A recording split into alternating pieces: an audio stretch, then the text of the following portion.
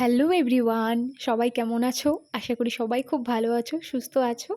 আর এখানে দেখতে পাচ্ছ আমার মা আমাদের বাড়ির সজনে গাছ থেকে নিয়ে নিচ্ছে সজনে পাতা। আর এখানে আগেই কেটে রেখেছিল কচু পাতা আর সাদা পুঁই শাক। তো যারা আমরা রাজবংশী আছি তারা আমরা ভালো করেই জানি সজনে পাতা দিয়ে কি করি। সজনে পাতা দিয়ে আমাদের যে ট্রেডিশনাল খাবার ছেঁকা, পেলকা এগুলো বানানো হয়। তো সজনে পাতা দিয়ে মূলত পেলকাটাই বানানো হয়। তো মা আজকে বানাবে পেলকা, তো সেই রেসিপিটাই আমি তোমাদের সাথে শেয়ার করছি। আর এখানে মা সজনে পাতাগুলোও ভালো করে পরিষ্কার করে নিচ্ছে। আর এখানে মা বসিয়ে দিয়েছে কড়াই, আর কড়াইয়ে দিয়ে দেওয়া হলো 1 গ্লাস জল। এবার জলটাকে আমরা একটু ভালো করে গরম করে নেব।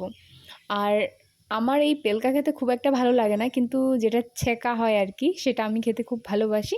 পেলকাটাও খেতে অতও ভালোবাসি না। তো এবার জল গরম হয়ে গেছে, আর এখানে দিয়ে দেওয়া হলো লঙ্কা। তো আপনারা যেরকম ঝাল খাবেন সেই হিসেবে লঙ্কা দেবেন। এই এই সবজিগুলোতে একটু ঝালই হয়, তাই একটু লঙ্কার পরিমাণটা মা বেশি দিয়েছে।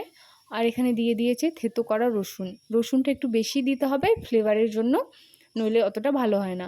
তারপর জলটা গরম হয়ে যাওয়ার পরে মা এখানে আবার দিয়ে দিল একটা বড় চামচের মতো 1 চামচ সোডা।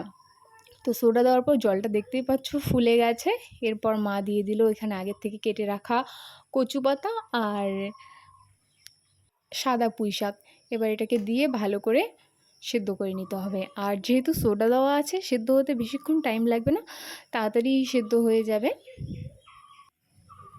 তারপর একটু ওই পাতাগুলো মজে গেলে এবার তার উপরে মা দিয়ে দিল ওই সজনে পাতাগুলো। এগুলোকেও মা ভালো করে পরিষ্কার করে ধুয়ে নিয়েছে।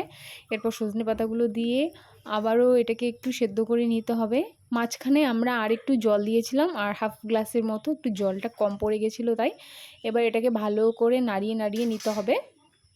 তো তোমরা দেখতেই পাচ্ছ এখানে ভালো করে ফুটছে সব শাক, কচু পাতা, তারপরে যা যা দেওয়া হয়েছিল আর কি। এরপর মা দিয়ে দিল এখানে স্বাদ মতো নুন। এই সবজিতে কিন্তু তেল বা হলুদ কোনোটাই লাগে না, একদম সিম্পলভাবে রান্না করা হয়, কিচ্ছু লাগে না।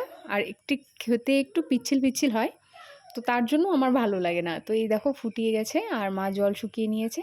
তৈরি আমাদের রাজবংশীদের প্রিয় খাবার, আমাদের ট্রেডিশনাল খাবার পেলকা। তো তোমরা জানিও।